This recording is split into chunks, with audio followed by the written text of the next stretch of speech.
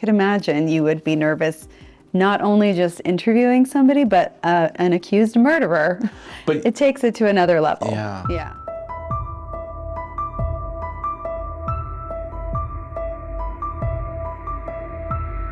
Man found dead in a random attack. About a spike in domestic violence.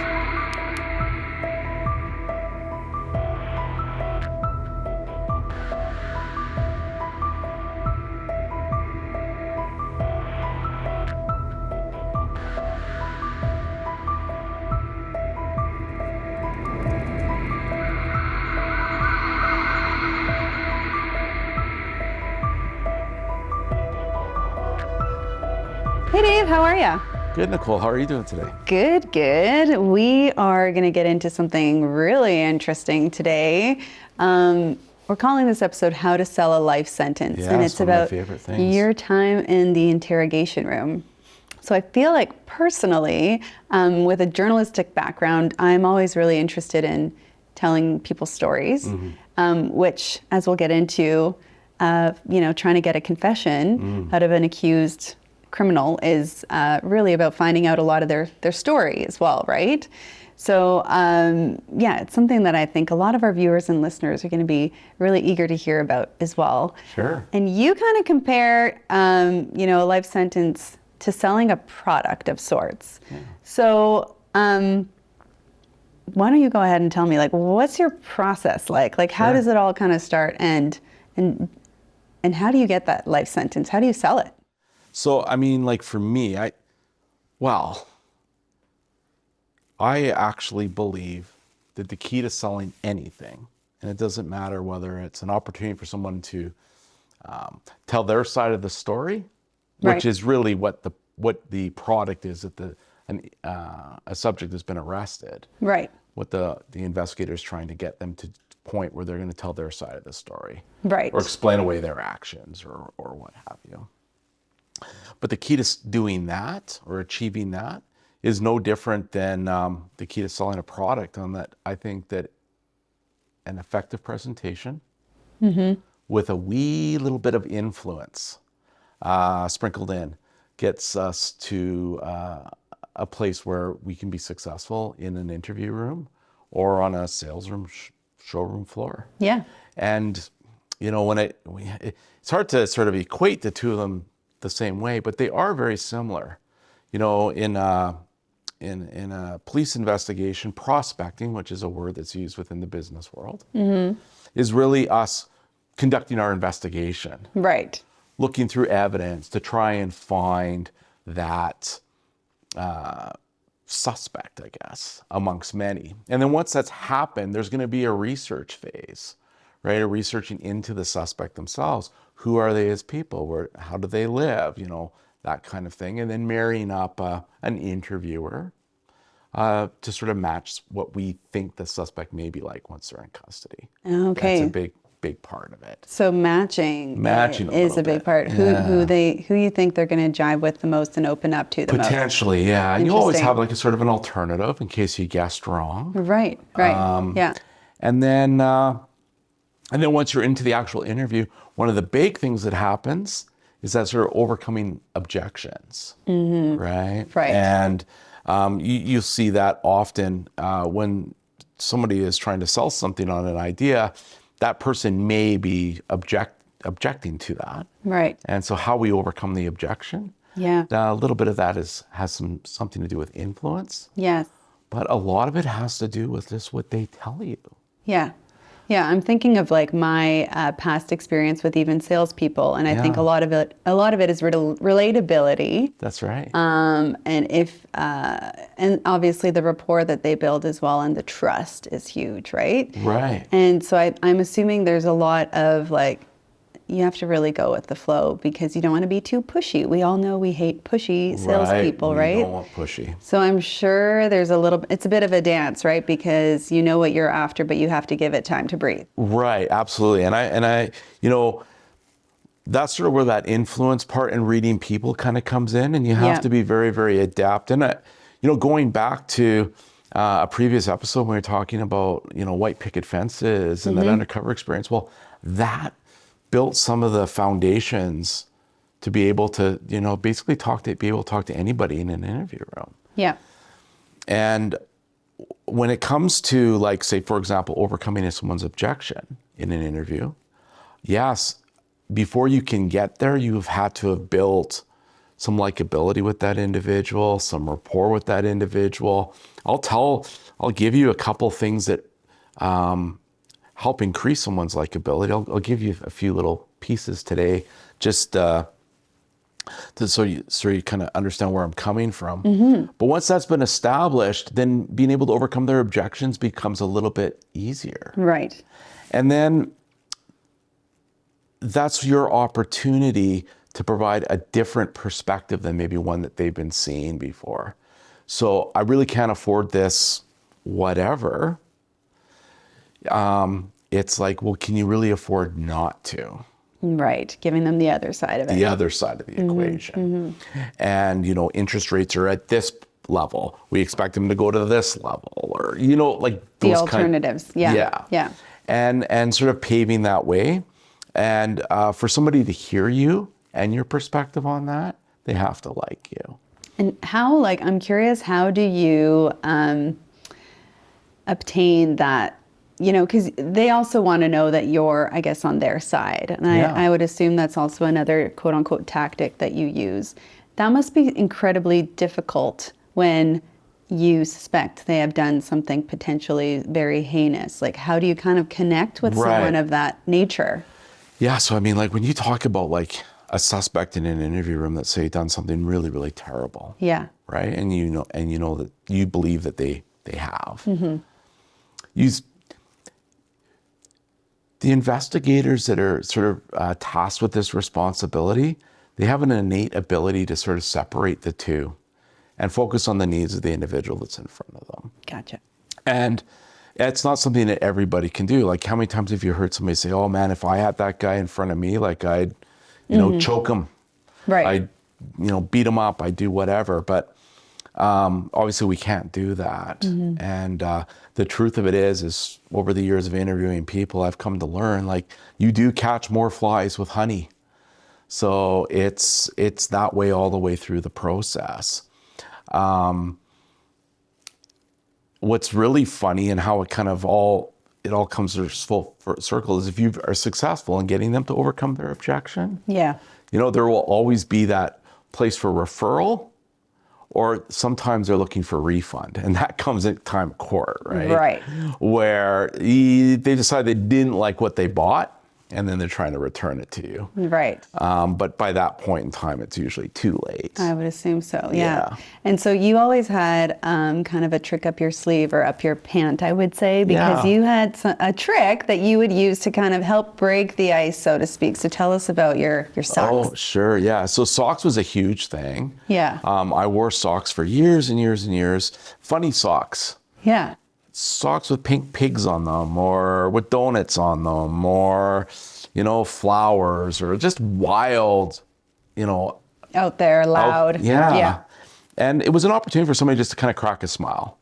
They would see that you were sort of more human than not human. Right. I think that was important. And then as time went on, actually, my shtick changed, and I started to wear sandals in the interview room.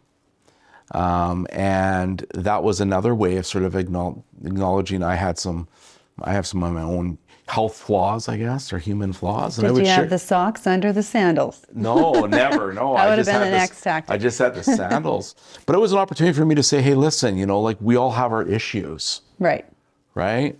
My issues are I have bad feet. And so just kind of attempt to bring yourself down to their level so that they don't feel intimidated or judged or those kinds of things. There's a lot of things that go on in an interview room. A lot of, if you were to ask yourself, what do you think bad guys fear, for example? I mean, there's a list of things that you could probably come up with. But what would be one of the biggest fears of a bad guy? Would be going to jail. Yeah, life sentence. So once they say that to you, that's them. They're saying they may not say I'm scared to go to jail.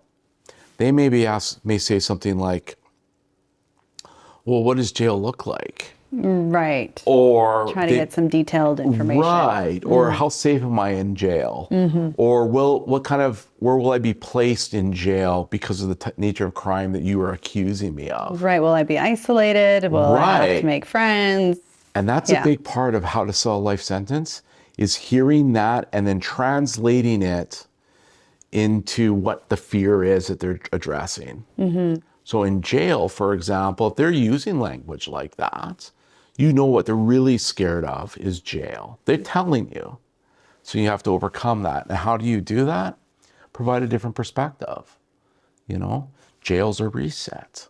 Right. It's an important, everybody in life needs timeouts, right? Drugs and alcohol can force us into situations where we need timeouts. Jail's a great opportunity. Yeah, for you're that. giving it a positive spin on Right. jail, which is hard to do. Right. Right. And you can. There's life after jail. Yeah, You know, yeah. this kind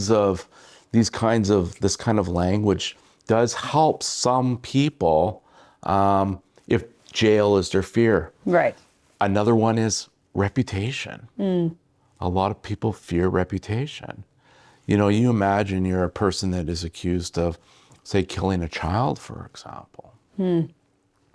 What does that say about them? What does that Right. charge say about them? What is the world going to think about them? Right. Right? And so you have to spin it. Yeah. And what about body language? Yeah. So body language, you know, there's a lot to be said, and you know, there's lots of different videos out there of interviews. Yeah.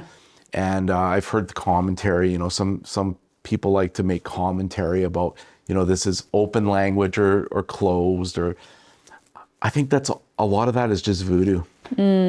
I don't really buy into it as much as what some people do. Like, I don't really care if your eyes move to the left or they move to the right. That doesn't matter. Right. Right. You know, a good liar is a good liar, and they can trick you Right. very, very easily. And body language, if you're trying to use that as your gauge or your barometer, like, that is not evidence. Right. And you could easily be Yeah, because wrong. I would assume if you're really nervous about something, that your 100%. body language would change too, right? Well, and some people, out of a sign of respect, they want to keep their heads down. I see. You know, like, there's a Yeah. lot of things going on. Yeah. So it's sort of parsing all of that out and just sort of focusing on what I say is the presentation. And for us, focusing on presentation. Presentation is the evidence. Here's what we know. What led us to this point? Yeah. Yeah. And what's your story? Right. In relation to all of it? Yeah. So in the book, you talk about how, you know, realizing empathy versus sympathy was one of the biggest aha moments of your career. So touch on that a little bit. Oh yeah, like, I mean, this is a great, I think this is one of the greatest. I've had a few aha moments, leaving people in a better place than you found them. Aha. Yes. But empathy versus sympathy is an aha moment. It completely changed my interactions And with it's everyone. a learned skill. It is. But it's so easy to learn. Brené Brown speaks of this in, she describes empathy as connecting. She describes sympathy as disconnecting or separating. Okay? And she has sort of this analogy that she uses that I'd share because I think it's an excellent analogy. Well, actually, I'll share two. The first was that you imagine you're walking down the road and you come across a friend that has fallen in a hole, a big, dark, deep hole. And you walk up to them and you look down the hole and you say, "Hey there, sorry to see that you've fallen down that hole." That's sympathy. Empathy is walking down the street, coming across your friend that's fallen in the hole, saying, "I see you down there and I'm going to be right back." You leave, you get a ladder, you put the ladder into the hole, you climb down and you help them back up. Yeah. Empathy is getting into the trenches with somebody. How do you know the difference between practicing sympathy and empathy? If you start with, "I am sorry for your," Right. Right. that's sympathy. Yes. Yes. "I can't imagine how you must feel right now," and opening up the opportunity to exchange emotion, that's empathy. And when you start to practice empathy, your connection to people will grow tenfold. I can't imagine how scared you must be right now being in this room. I can't imagine what's going on in your mind right now, how confused you must be. My job today is to help give you the information you need to make a good decision. Right, right. Versus, I see that you've been arrested today. In a few minutes here, I'm going to be coming in to talk to you. Sorry that this has happened to you today. Completely different. Now, I kind of talked about body language of the accused, but what about from the detective's point of view? Like, does that also play a part as well? I don't, for me, I don't think so. Okay. I mean, I think there are points in time in any interview where, you know, you might recognize the need to maybe create a little bit of space. Right. Or to get a little bit closer to an individual. Yeah, yeah. The most important thing is in any kind of an environment, it's creating positive presence. That's what's going to get you to the place where you are. You know, we talk about, like, just going back to rapport building, likability, things of that nature. Robert Cialdini talks about this in his video, Science of Persuasion. Right. He says, and I don't disagree with him, we like people for three reasons. We like people that agree with us, who we share common ground with, and who pay us compliments. Yep. I think there's a fourth, Okay. and it's the use of self-deprecating humor. Okay. In behind the scenes of this podcast, I use it all the time. Yeah, yeah. Right? I use self-deprecating humor because I want people to like me, and I think it draws people in. Yeah, if you could share laughter over Sure. anything, even at your own expense, Exactly. it's worth it. Exactly. And so, Yeah. you know, with Cialdini's sort of three ideas and that fourth one in mind, that is how you start to build rapport. And there are some people out there that are just masters at this. Yeah. Right? I'd imagine patience is a huge component as well. These things can take time. They take time. They always take time, and they always require active listening. Right. Active listening is really the key, because if you are listening to what somebody is telling you, you can then base themes off of it. Right. If I was, say, working in an appliance store, and you were a customer of mine, and you came in and you wanted to buy a new washing machine and dryer, because your old washing machine and dryer, you know, you had nothing but problems with it. It just hadn't been reliable, and their warranty only lasted a year Right. before you had to repair people out. What you're really telling me is that you want a washer machine and dryer that has a really good proven track record, that offers a really great warranty package. Yeah. Yeah. So You that's can what we're really going to, suss out their needs. that's what we're going to focus on. Yeah. Yeah. And it's the same thing, you know, when somebody comes into the interview room and says, I don't like the way this crime looks or makes me look. Yeah. Yeah. Well, let's talk about that. Definitely. So let's get into a few real life examples of your career. And let's talk about some memorable tales from the interrogation room that you've kind of experienced. So which ones really stand out to you? And let's dig into why. So there's a couple. Yeah. I have a really, one is one interview of mine really taught me a lot about humility. Yeah. You know, as an interviewer, you have to be very confident, right? Yeah. Not arrogant, but you have to be confident. Yeah. And in your presentation skills, All everything. of that. Yeah. And, you know, I remember once that confidence was completely shattered by a guy who, it was very tragic. He had murdered his girlfriend. And then about a week went by, and he ended up taking the life of both of his parents. After doing that, he picks up the phone and he calls the police to report all of the crimes that he just committed. Wow. Yeah. And so the police go to the parents' home and they find them deceased. They go to the girlfriend's home, they find her sadly deceased. And then when the police show up and to deal with him, he tells them the whole story. So I'm like, this is going to be like the easiest Easy. interview Yeah. in the world. Yeah, walk in the And he park. sits down in the interview room, and I think he's told everybody already he's going to tell me what happened too. And he wouldn't say a thing. No way. He told everybody, but he wouldn't tell me. And so at that point, what he shared before isn't enough?